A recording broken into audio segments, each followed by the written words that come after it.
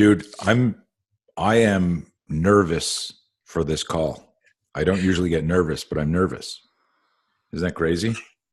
It is a little bit. And it's ironic because this is the No Fear podcast, so I get to no fear again. But it's weird, like wondering why I'm nervous. I've been, watching the dashboard video, listening to some of your interviews, and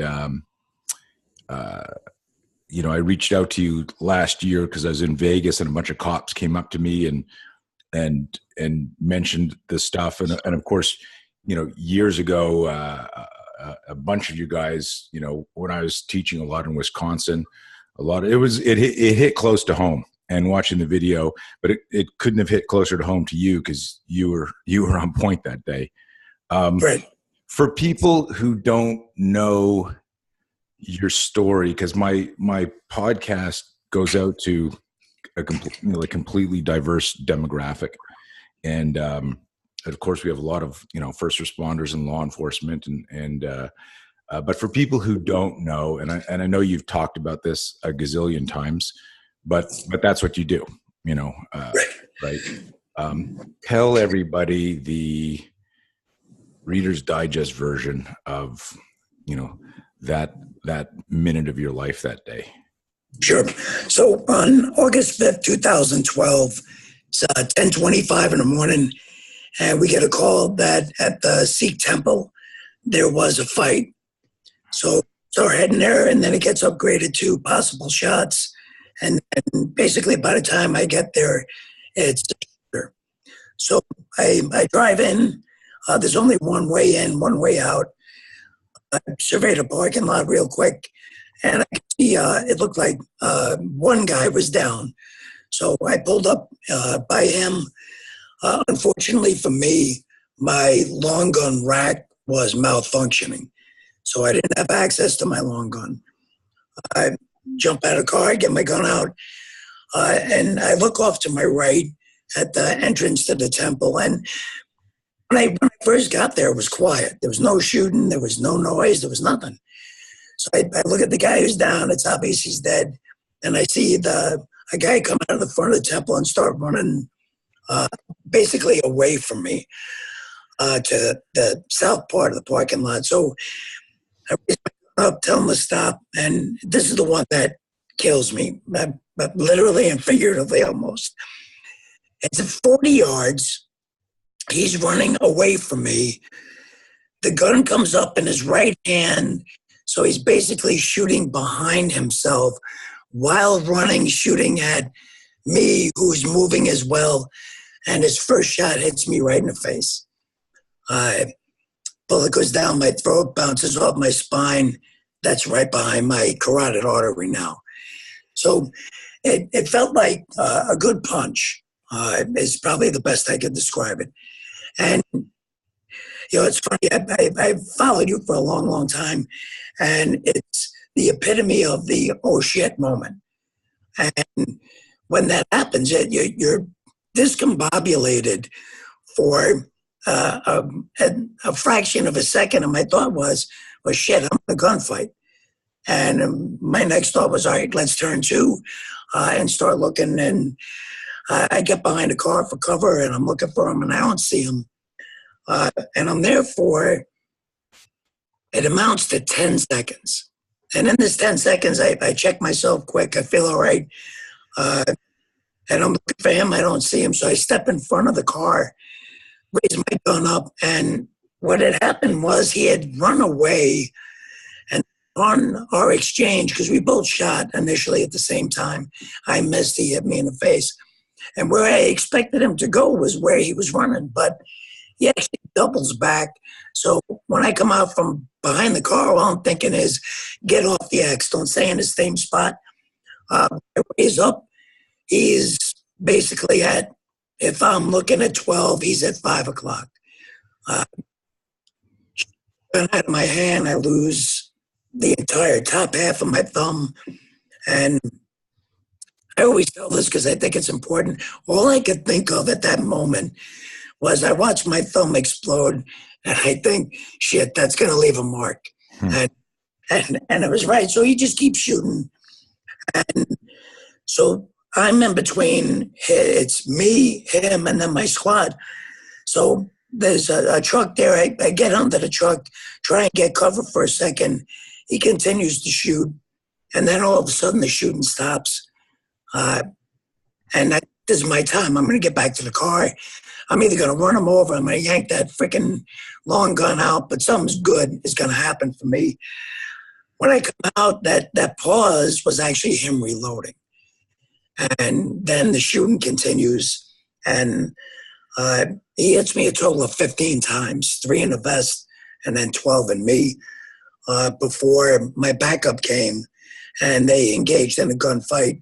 Sam Lender shot him in the hip, and the shooter went down and then took his own life. Wow. I'm just,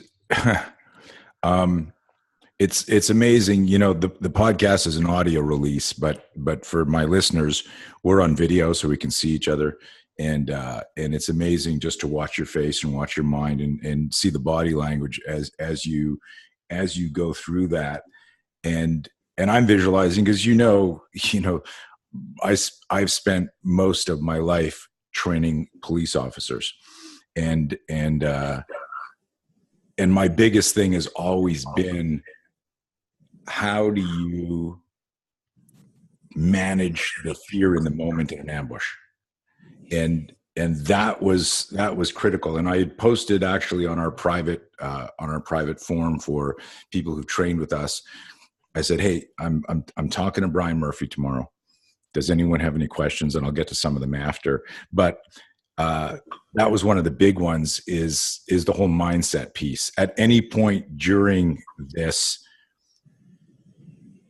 were you having a secondary conversation in the back of your head about fear, about and it's interesting watching, and I wish, and one day maybe we will release the video, because it's interesting to watch you look up to the right and to away, reflecting back, because, and of course I want your answer, but Gavin DeBecker, who wrote The Gift of Fear, he one of my favorite quotes of his is from the book, about that fear is the static before the event, but when the event is happening, like, if you're engaged, if you're thinking, you're not feeling the fear. It's the anticipation. I'm paraphrasing that, but that's exactly right. There was more trepidation on the way to the call.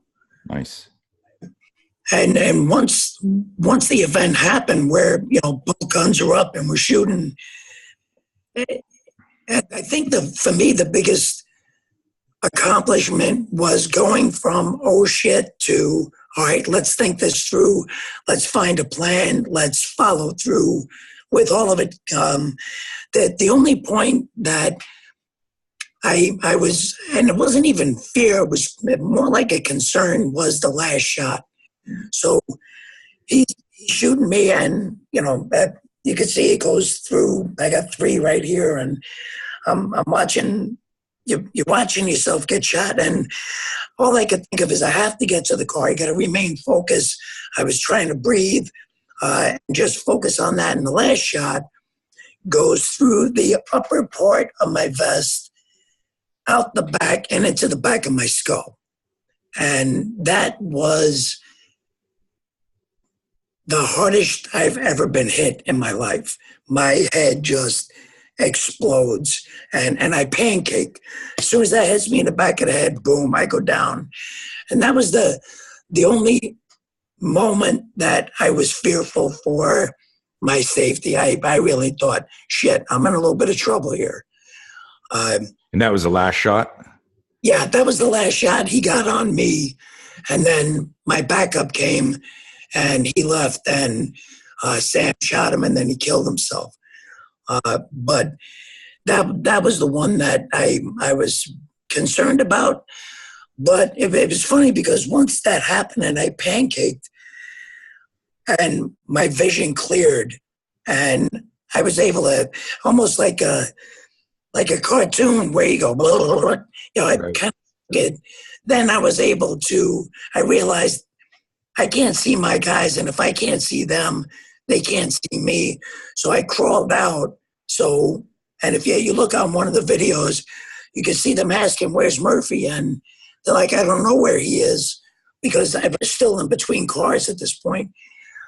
And then when they run up, I had crawled out enough that they were able to see me and do an officer rescue.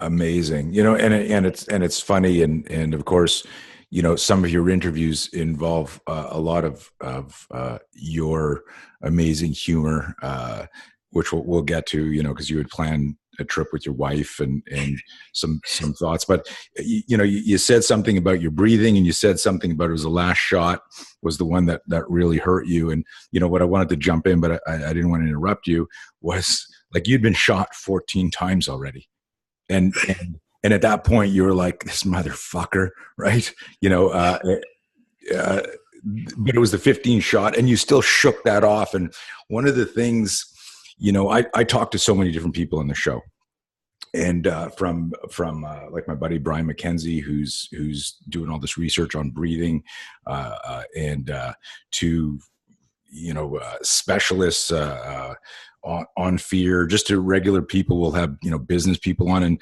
one of the themes that I'm trying to get across, and the movement I'm trying to inspire, is that fear throttles or inspires everything depending on how you look at it. And if you fixate on it, it can create this emotional inertia state where you just lie there fetal and let life happen to you.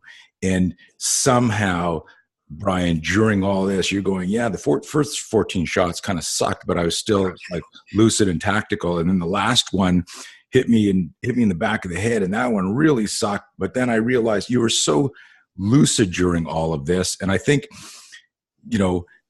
of course, our law enforcement, military, and other first responders listening to this, can absorb that in a different way that the general public can't, because most of us can't even envision being in that situation. But there's a lesson here in our active killer society, that you stay in the fight and you continue to fucking fight no matter what. And you're living proof that like this mindset is everything. Because if you had stopped and thought about something different, if you had remained in that fear loop that we talk about, that's that emotional inertia. So with respect to this, that whole, the whole idea of managing fear and it's ironic, and I'm so glad that you offered up your time to talk, because when we're doing our seminars, one of the things I tell people, I go, listen, like, fear and your ability to look at fear and to embrace fear and then use it as a fuel to self-actualize, to become a better, stronger person. And I do that. The transcendent experience is I'm teaching people how to protect themselves in our self-defense courses. Right. And I say to them, I go, what is the chances today that somebody's going to try and kill you? And for most people in our general public course, our Be Your Own Bodyguard course, like it's zero, right? And I go, so you're afraid to tell your wife you love her, or you need a divorce, or you're afraid to tell your kid this, or you're afraid to ask for a raise, or you're afraid to quit your job. And I'm trying to explain how fear throttles everything we do, or it changes our life because of how we look at it. And that's the whole no fear metaphor. Get to know fear, spelled, of course, KNOW.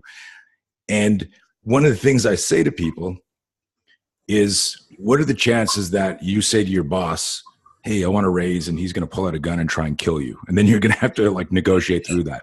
Where here I have on the show a guy who tried, a guy in a fight where someone tried to kill you 15 times and failed. And what the recording cut out just a little bit, or the sound cut out just as you were explaining the gunshot to your hand. It picked up part of that, but I want people to realize that you were shot in your hand, and that was your shooting hand, correct? No, it was actually my left hand. Your support hand? Okay. Yeah, but because of where it hit, good grip. Right. It just took the gun completely out of my hands. Right. So and that was the point I wanted to make, was that you were, just like some ridiculous TV movie, the gun got shot out of your hand. But Tony, what are the odds? And I've been back to the temple, but I can't tell you how many times. But I was in the Marines for 5 years, almost. I was SWAT operator for almost 18, law enforcement for 20 some years. And I'm a good shot. Not great, but I'm a good shot. But I go back every time and I look and I think, your first two shots, first one hits me in the face at 40 yards running, Jeez. and the second shot, you shoot the gun out of my hand. What are the odds of that ever happening? And the truth, you talk a lot about it. You don't always have to be good. Sometimes the bad guys just get lucky. And I still look at those shots and I think, if I put $10,000 on the line, very few people can make those two exact shots under that same circumstance. But you can't, as the good side of it, you can't count on the fact that they're gonna miss. You can't count on the fact that they're not gonna be as capable as you think they are. And by underestimating that, I think that also leads into that when that happens, you can't, your mind can't wrap itself around the fact that these things just happen to you consecutively. You got shot in the face, gunshot out of your hand. So I think it's a lot of what you talk about as far as cognitive resiliency, and more than anything to me was how fast can you get back in the game, right? And think and move and make decisions. Do you feel, so I'm sure you've debriefed and AAR'd this a million times in your mind. And I've watched the dashboard, the dash cam, and there wasn't a lot of time. There wasn't anything to do. There's no reason, like at 40 yards, that you would think this guy would be shooting, running backwards. It looked like he was trying to escape. And in that moment that you engaged in, like there was nothing there where. So this next question isn't what would you have done different, right? Because it's like you said, those first two shots, like probably the 10 best shooters in the world couldn't replicate that. Running backwards at 40 yards and so, but in looking at that and recognizing, and this is why it's so exciting to have you on the show, and I'm flattered and honored, is that the victory here was, and the message that I want people to understand is how powerful the mind is. That this as a police officer, in responding to calls, that people have made things way worse, and in some cases even died because of the power of the mind, where that wasn't a fatal injury, but they willed themselves into having a heart attack or dying because they just panicked. Talk to me about your breathing, and talk to me about your mindset training prior to the event. So in the breathing aspect, it goes back, good grief, probably to maybe 92, 93. We began doing autogenic breathing as part of just our defensive tactics training. It works. I think it's a practice that's not looked at hard enough by law enforcement, in as much as when you stop breathing, brain starts shutting down and then you make bad decisions. I think that's, whether you're law enforcement or you're in business, it doesn't matter. The more you knot up, your brain knots up with it, and you're screwed. So I was fortunate that, Mike Bolander and Joel Bateman went to a lot of the spirit courses and brought that back. And the idea of being in a bad spot is not the end of everything. It's just, how do you arrange it? Now, what do you do? How do you move? All right, so in the middle of this shooting, when I come out from underneath the car, I'm actually on my ass and my elbow and my heels, and I'm looking up, and I'm looking at him like I'm looking at you. And this falls into what I think is the mindset. Now, he showed up that day with one purpose in mind. He was going to wreak havoc. He was going to be all powerful, and he was going to be the destroyer. He had and he did for, a good 4 minutes. He was, and then all of a sudden he runs into, this fat Irishman who all of a sudden is not given. And this I swear this on my mom. When I roll out and I'm looking up and he's shooting, and I thought, no, I'm not giving you shit. I'm not going to yell. I'm not putting my hands up. I'm not begging.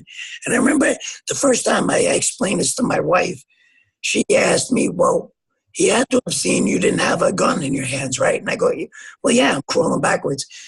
And she said, well, then why didn't he walk right up to you, put the gun in your head, and just kill you? And, I always make the joke, shit on it, you love me. But say that. So, hey, Brian, sorry, say that again, because the audio's cut out right there, and it's an important thing. And when she said, how come he didn't just walk up and shoot you in the head? And I always make the joke, well, shit, hon, I thought you loved me. But I explained it to her this way. I said, I got mad. The more he shot, the more I got, because he was stopping me from getting to where I needed to be. And who knows, because he's not here.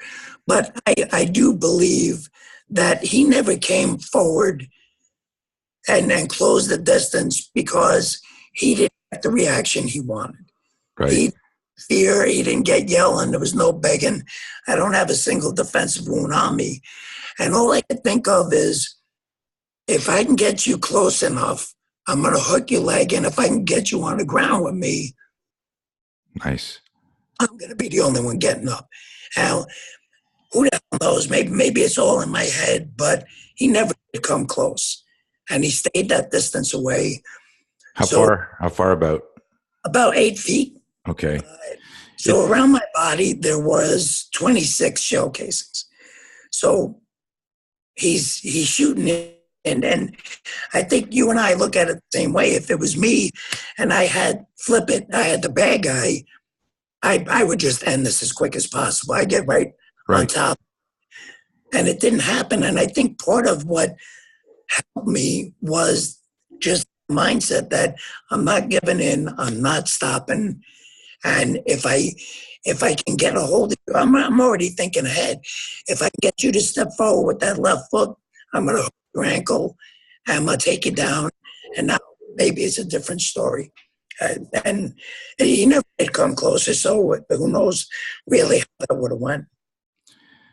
Hang on a second. My dogs are going crazy, and I don't want them. They're not on the show today. Stand by. Yeah, we talk about in our courses indignation, and it's a special type of anger and rage. It's really powerful and really potent when I share it with the untrained person. You have military, SWAT, law enforcement background, and through osmosis and being stress inoculated to both the scenario training and then real life scenario, you can develop it and manifest it. But I tell people, think about indignation. Indignation is this, it's a special type of anger. It's a moment where you actually say, how dare you? How dare you? And that type of thing. And I believe that people, body language is 60% of communication. And he looks at you and sees you, and there's this indignation oozing from you, like, come here, fucker. Don't be a coward. Come over here so we can get in a gutter fight. And I believe otherwise, here's a guy shooting at you, 24 times up close, and he's missing you and he's hitting you.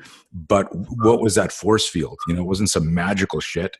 It was, right. It was, you had done what I talk about, and I don't mean to be goofy, touchy-feely spiritual here, but this predator-prey reversal, where even though he was shooting, it was almost like it was reactive, right? He was like, "Oh shit, this guy's going to kill me if I get too close to him." And it's a fascinating thing. That I believe that, and but there is that psychology that you alluded to. Like a lot of coward generated attacks are about power tripping. In the moment that somebody does stand up to that bully, unfortunately, this bully had a fucking gun, but they usually, end up running away and or taking their lives. It would be good if they committed suicide before the shooting started. Yeah. There was some very good people who lost their lives that day, who did nothing more than go to church to pray, and that's just a sad thing. It is. It's horrific, and of course, I did a show on that after one of the church shootings. That bad guys, for as insane as they are, they're sane enough to pick their targets, right? Yeah. You don't ever have like an active shooter, insane person, walk into it doesn't happen very often, if it happens at all, into a police station where everyone's armed and start engaging. It's typically a place where there's going to be no guns and people are going to be either congregated and peaceful and stuff like that. And it's horrific, but it's that sort of stuff has always happened. There's always been, I think if you can go back in time, where there's the nutcase that kills people. As the world gets more populated, the frequency is going to change, and certainly social media and how fast things spreads on the internet, and that all plays into that psychology of that person who wants to be famous for the wrong reason. Absolutely. Yeah. Talk to me a little bit about the you've obviously, spoken at to thousands of police officers since this, and hundreds of talks. When you're in a more intimate environment and you're talking, let's say a roll call type thing, and you're talking about mindset, are there any little gems or ideas that you say, hey, just remember this, like a little maxim, a little thought, any? There's that saying by Churchill, and at the end of every presentation, I usually put it up and nutshell it down. It's, you never know when you're going to be either literally or figuratively tapped on the shoulder to do something that's fitted to your talents. And what a horrible thing it would be if you weren't prepared. And the idea is every day you go out, you need to be prepared. And I focus on probably that mindset that complacency does kill. If, we all want to be comfortable, we all want to be warm, we all want to be, taken care of. But the fact is that the bad people are waiting for us to get off our game. They're hoping that you're not going to be ready. And that's what it all comes down to, is when it comes, and I use the whole thing, you don't get to pick when bad shit happens. Right. That's in a nutshell. It picks you. And I'm sorry, we don't get to say, you know what? I got 8 hours of rest last night, had a really good breakfast. I've been working out for the last 2 months. Let's get it on today. It doesn't work that way. It's usually when you have the flu. Shit, August 5th was my off day. I wasn't even supposed to work that day. So, your head's a little bit different. And that's what I think is most important is, if you have to pick anything, man, we don't get to pick when bad shit happens. So when it does, are you ready? Plain simple. That's deeper and more profound than maybe some people realize listening to this, because we are selective in what we choose to do, both in our workouts. One of the things that I always talk about when I get the opportunity to speak at police conferences, and I ask people, are you training for your next fight, or are you training for your last fight? Are you training for your next fight or your last fight? Because that, if you truly introspect on that, you realize that most people are always training for their last fight.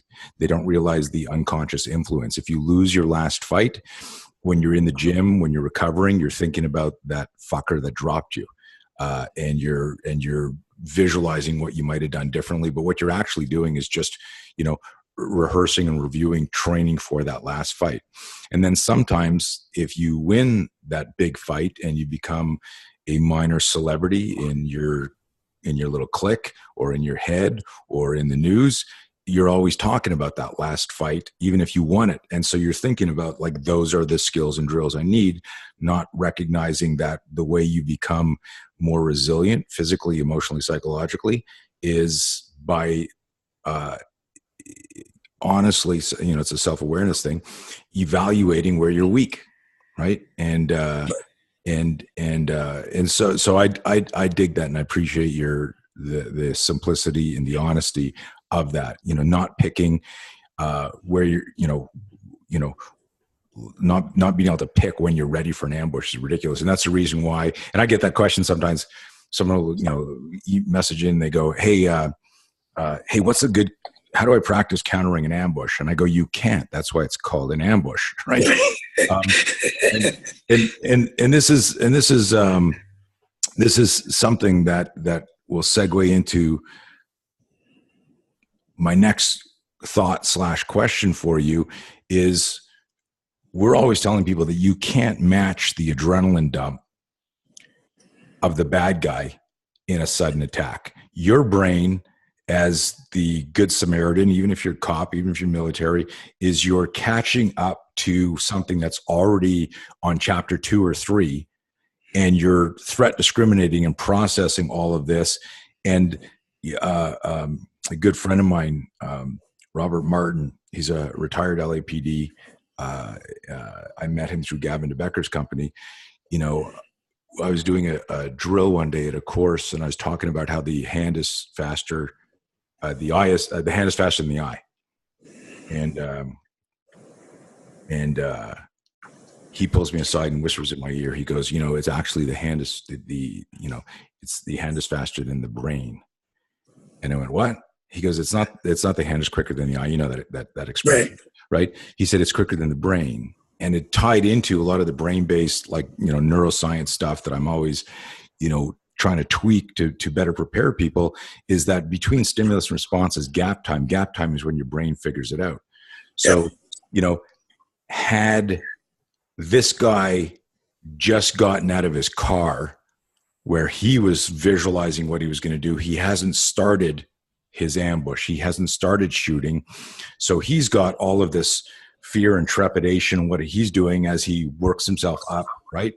And this is important for people to understand listening to this, is like the bad guy, whether he's an active killer, whether he's a rapist, whether he's a violent mugger, they're not ready to do what they're about to do until they start doing what they're doing. That 2 seconds before that, right? So if you engage the guy 2 seconds earlier, you have a better chance because he's not on his X. Yes, you couldn't have said it any better. There's, especially, I've done a little bit of work with the active shooters, and almost all of them run this through their heads so many times that it's by rote. But even you take anybody and you take them out of that rote, and things change dramatically. His first move was going into the parking lot, parking on the south side, and a next car that came in, 2 guys got out. He walked directly across the parking lot to shoot them before he ever went in the building. And it did occur to me, what would have happened as while he was walking across, a squad car pulled in? Now what? And I do believe that even that minor disruption of that mental pattern that they've gotten themselves into 2 minutes beforehand, now you have the upper hand by far, I think. Yeah, but and understand, this is just like neuroscience. This is brain. This is motivation. This is how we think. This is how we decide. That there's a neural circuitry of decision making that occurs for everybody, good guy or bad guy. That's also what would account for any type of refractory delay in you engaging the guy, where you're going, is that the shooter? Is he running? Is that a gun? You're doing all that. Well, that's milliseconds where what would happen if we had changed for that day, all SOPs where you just shoot anybody and then figure it out after, right? You might have just shot him in the back while he's running. You're also trained as a cop not to shoot people in the back, right? And unconsciously, like, that changes, your target and your decision-making loop. So that there's so many factors that people don't understand with the just the neural circuitry of how we make decisions. And go ahead. The one thing that I think, Tony, so one of the things I do is I work for Armor Express, their bulletproof vest company, that I wore their vest, and I take care of the saves. These are men and women involved in shootings, stabbings, whatever.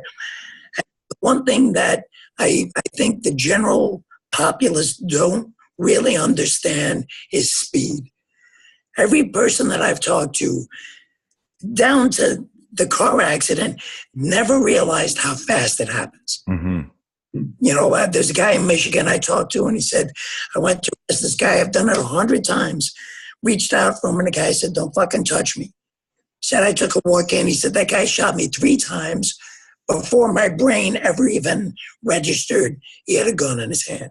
And that speed is something that's hard to replicate. It's why if you don't do any kind of practice, your cognitive, recuperative ability to catch up, you either catch up on chapter 2 or there are people who the book's over. It's the end because they never catch up. They freeze and shit happens. But you have to understand that relationship between the event and when your brain can encapsulate it and respond. It's the guy that you referred to, the Michigan guy that got shot 3 times. You said he had contacted that guy in the past. He had arrested him. It's kind of a shabby hotel, kind of transient, people in and out. And he ran the guy's tag. The guy had a petty warrant. Contacted him, went back to his car, verified the warrant, went back up again. Sure, there was a bunch of clues, that got missed. And it goes back to the complacency.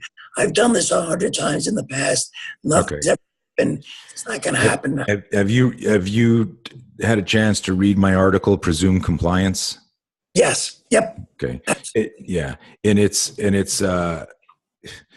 I'll try to tag it in the show notes on this, because every person can read it. I mean, all of us presume compliance. If you're a parent, presumes compliance. If they say to their kid, hey, do your homework or clean your room, or dinner's on the table at 6, and they don't, there's this moment where you go, like, are you kidding me? And it's of course, I'm making it cartoony and dramatic here, but it's particularly important in the first responder community, because when you with whatever tone or energy, depending on the scenario, issue some sort of command request to somebody, there's an assumption, because of the way training is done, that they're going to comply. And when they don't, this comes back to what I said with Robert Martin saying, it's not that the hand is quicker than the eye, it's that the hand is quicker than the brain. That if you think, for example, when you say, hey, hand me your license and registration, or could you exit the vehicle, your brain is visualizing what that person is supposed to do based on the command that you gave them. And when they introduce something differently, your brain has to now readjust to that. And that takes up milliseconds. And this comes back to this concept that I alluded to earlier, that at the moment that the bad guy has decided to move, there is no way that a good guy can catch up in terms of the neurochemistry, the synaptic discussion between your brain, mind navigates the body. Oh, I'm going to do this gun disarm here. That's never going to happen. And that's why, I always tell people, like, hey, it's not what we believe, it's what we see. And we've got to do a better job, both in the self-defense community, but particularly in the first responder community, because they're hunting bad guys. They're moving towards the bad guy. Yeah.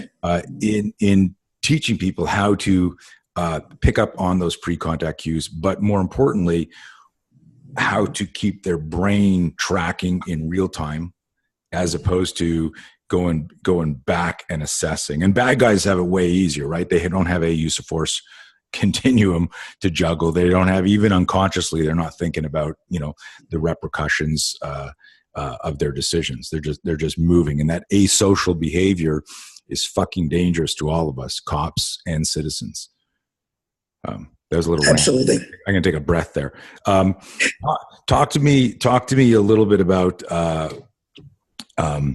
some of the specific mindset training, because the big thing here, the big takeaway, I think, again, is, we about 20 something years ago, when we first started using no fear and the play on words, instead of spelling it N-O fear, we would spell it K-N-O-W fear. And we'd say, simply put, that the idea that you'll be in a situation where there is no fear is an illusion, and the idea that you even embrace, because most people connect it to experience and skill, that when I get this good, I will have no fear. And I would always say, like, well, that's a ridiculous thing, because you're setting yourself up for some fear. Because if the universe doesn't align on your behalf at that moment, you're going to get some sort of fear spike in your body. And now you start to look at that. Why are my hands sweating? Why am I breathing like this? Why do I have butterflies in my stomach? Why am I doubting myself? And so years ago, we said, hey, there's no such thing as no fear, but there is a way to get to no fear by looking at it. And that was the K-N-O-W.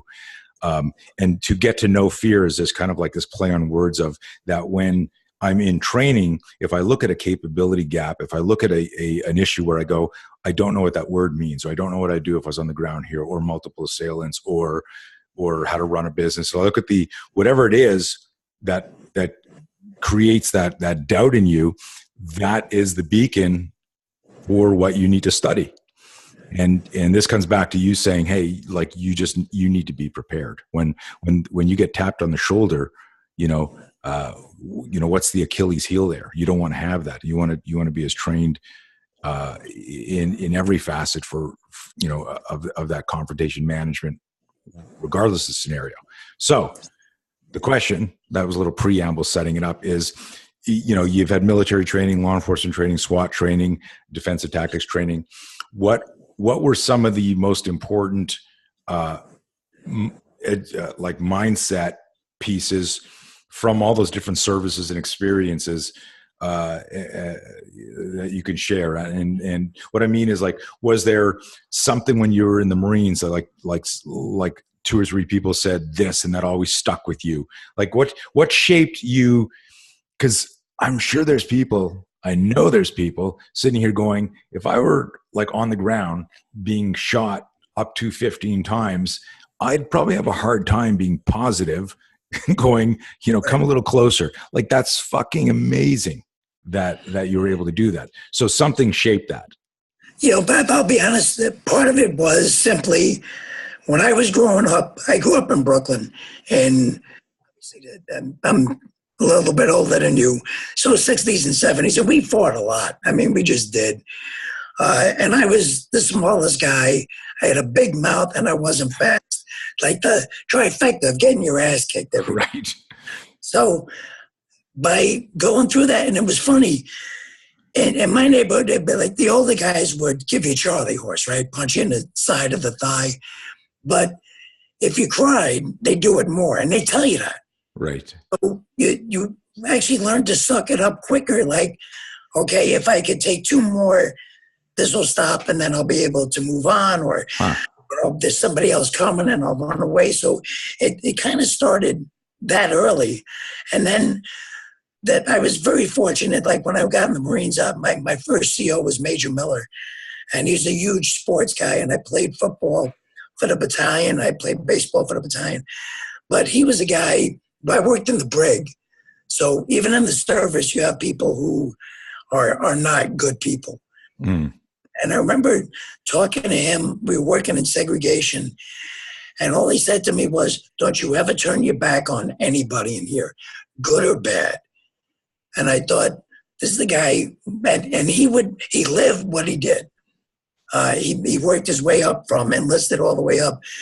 But that was his mantra, was don't ever turn your back on anyone, because you just don't know. And it was, again, in this preparatory, preparing yourself for anything. And then once, I got to Oak Creek, I was super fortunate that our department bought into the most realistic training, the most physically demanding training. To me, that's how you know. You never know what your capabilities are if you never push yourself far enough. Right. And you don't know what your Achilles heel is until it's over. So for me, I was one of those idiot guys that was, let's do it again. One more time, do it again. And try to, it's training. You're not going to die in training. So why not take your time while you're going through training? Again, not to kiss your ass too much, but I've listened to you for so long, even talk about speed. You don't start learning something at 100% because you'll never assimilate that into your wiring system. And by going slow and going through the motions and being able to realize proxemics, how far you are, where you need to be, putting yourself at different angles, you realize you're much more capable than you think you are. Right. And I think sometimes we don't give ourselves two things. We don't give ourselves enough credit that when bad shit happens, we're going to step up. And the other one is, to make that happen, you have to push yourself to the ultimate limits at training. Even if it's slow, you can go it very hard. And by that, all these little steps, from growing up and, getting my ass kicked in the second grade all the way up to August 5th, it was all a progression. And I look at that, and I have one slide in my presentation, and I put it up, and it says, if you had to fight for your life tomorrow, how hard would you train today? Mm-hmm. So many times we, and I bring it up wherever I go, the guy who constantly, when you go to training, says, oh, my back hurts, my knee hurts. My answer is, then get the fuck off the road, man, because you don't get to pick it. And if I need you tomorrow, you couldn't be bothered putting yourself out there today. And that's not a good way to be. I don't know if I. No, that's amazing. And it's, I was hoping for something like, like, yes, I went to this course and I said this, but what it turns out, it was just growing up in Brooklyn, Irish, fighting. But like, that's all part of it. And I'm making a joke there. I think the big message for anyone listening here is, we've all heard the expression that size matters, right? And I always tell people size doesn't matter because you can't change your size. And what I'm talking about is your mindset has to embrace who you are and what you bring to the fight. And you're a perfect example of that. And that's huge. So anyone listening to this is, the more you look at other people and go, I wish I was taller, I wish I was bigger, I wish I was faster. And you mentioned training, and you mentioned speed a few times. And I like to break down speed into like three components. One is your raw speed, just how fast you can move, fast twitch muscle fiber versus slow twitch muscle fiber. And then there's quickness, and quickness I define as, your ability to, execute a complex motor skill. I'm going to draw my weapon and point and shoot. I'm going to palm strike this guy. I'm going to whatever it is. And then the last speed, and it's the most relevant speed, is suddenness. And suddenness is the relationship between stimulus and response. It's how quickly you can move using your genetic fast twitch or slow twitch muscle fibers in relationship to an actual fucking scenario. Because that's all that counts, right? Right. There's a lot of really good shooters on a flat range, and then their skill set drops significantly when they're doing force on force with sims or UTM. And then that skill set changes again in real gunfights. And this with the with the hit percentages in most police shootings.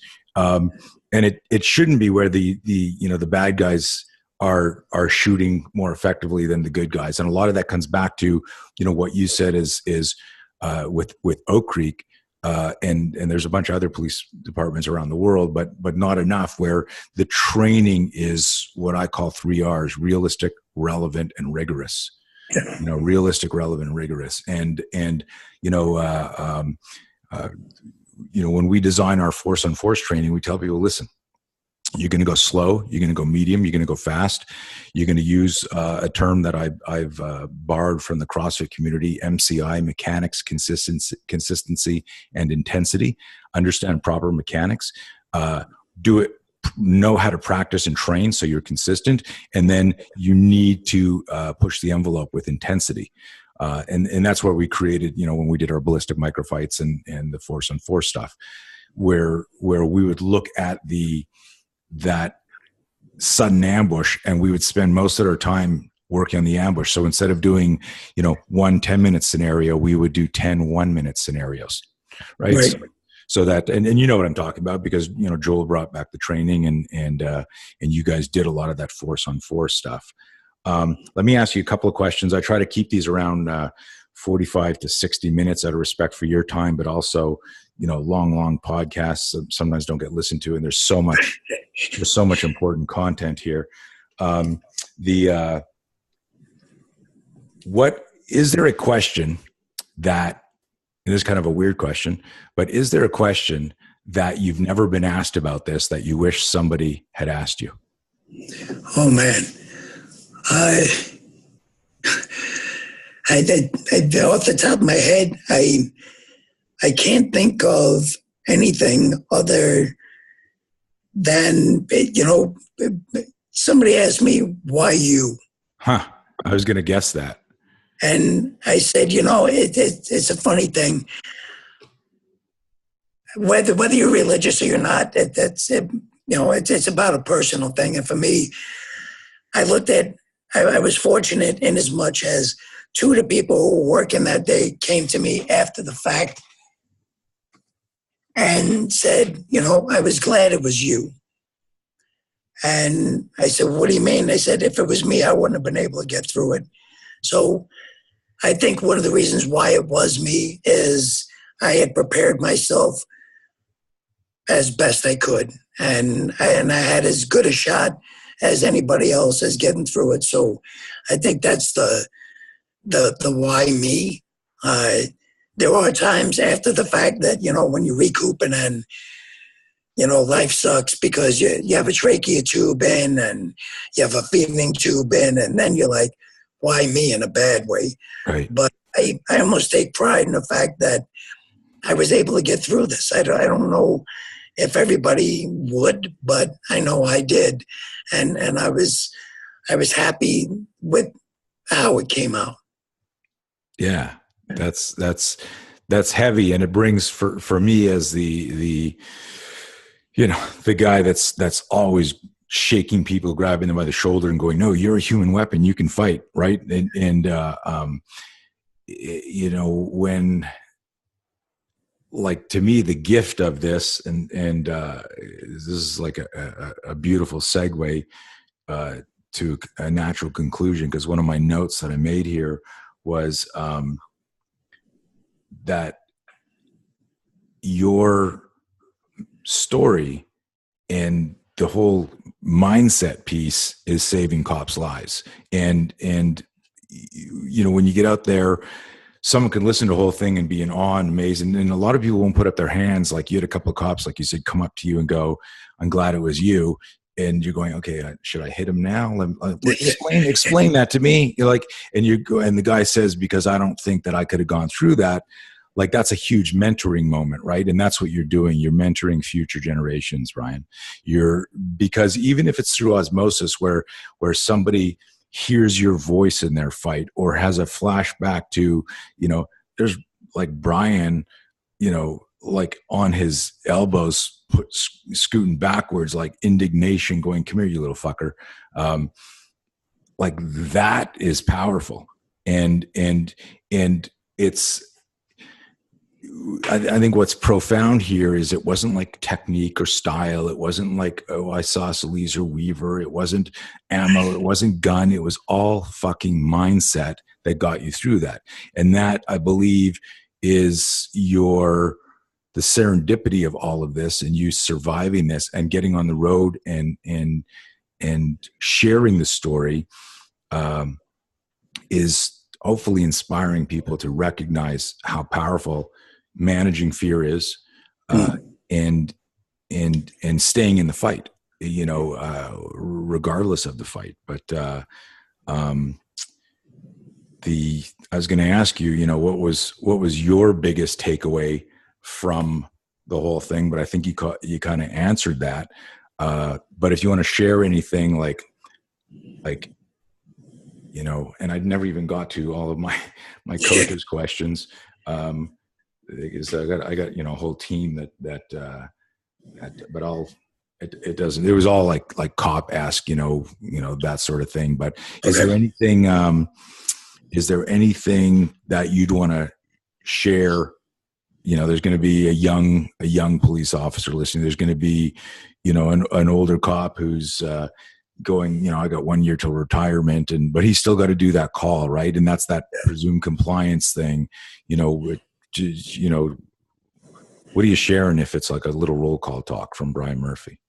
Pick whatever it is in your life that means more to you than anything. Whether it's your family, your wife, your child, your mom, your dad, whatever it is, you need to pick that out and focus on it every moment.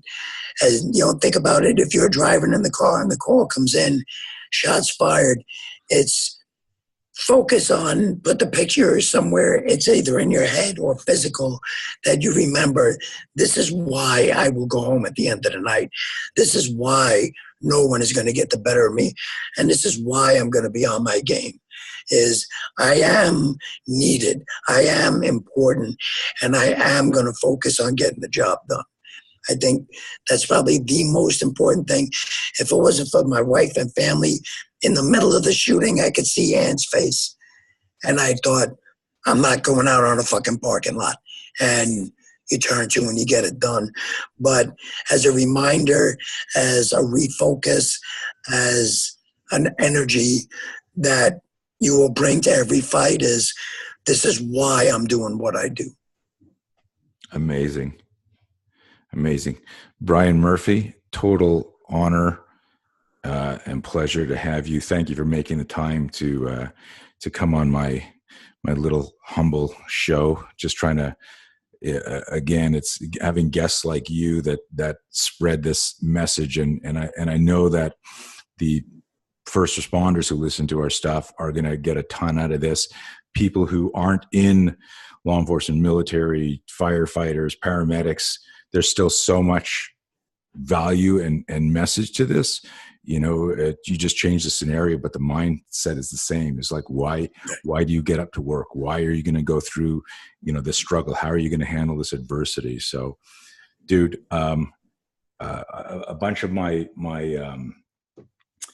trainers and people in our private law enforcement forum want to know if you'll come talk at one of our events, one of our training events, and of course you will. But absolutely, it'd be an honor, man. Yeah. And again, not to sound like a sycophant, but it was watching your tapes, VHS tapes back in the day, over and over and over, and keeping that in your head that stuff happens. Figure it out, get out of it, do it fast, look around. That I remember real quick, and I don't know, I don't want to keep it, but no, go for it, man. Walking through the supermarket with my daughter, and she was probably like 11, and she said, "How come everybody gets out of your way?" And I said, "I don't know. I'm not a big guy. I'm not."